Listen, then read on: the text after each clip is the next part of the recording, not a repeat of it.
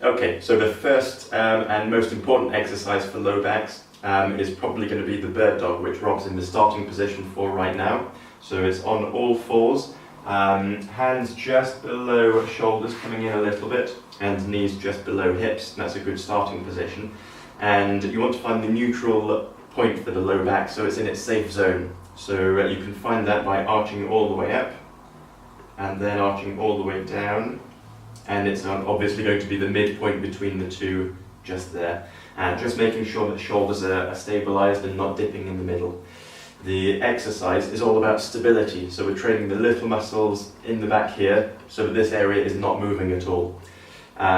Phase 1, the simplest version, is going to be slowly lifting one arm up in front of you, and it takes about 3 or 4 seconds to go up, and 3 or 4 seconds to come back down. And we can see Rob's not moving the low back here, all these muscles are working to keep it still. And then we're going to do the other arm up in front, and back down again. And I'm going to be picky. Speed-wise, it's a little bit slower. So coming up, and then slowly coming back down. Notice Rob doesn't take it up and hold it there, it's a slow up movement, and then as soon as you get there, slow back down. Good. With the legs, we're going to do the same thing, and we're just doing one leg at a time, taking it straight out behind.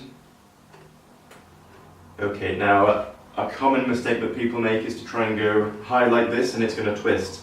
So don't worry about going high, just take the foot about a few centimeters off the floor, and then you can keep the pelvis nice and level. So again, as soon as you get there, you come slowly back in, and it takes about 3 or 4 seconds. Do the same on this left side. Even slower than that, coming back in. Okay. And back in again. Good.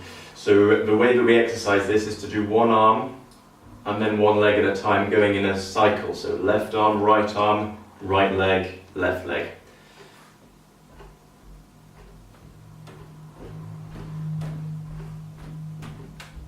And we're aiming to keep the back perfectly still in a straight position while we're doing this.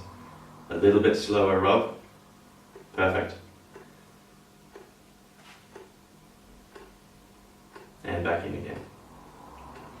And the way that we exercise this is to keep on doing those cycles until you feel that you're either twisting, or you're getting tired, or you're shaking. That's how many cycles you need. So whether it's about 4 or 5, or 15 or 20. Just do it until you feel that your form is no good. Then you can have a rest and start again.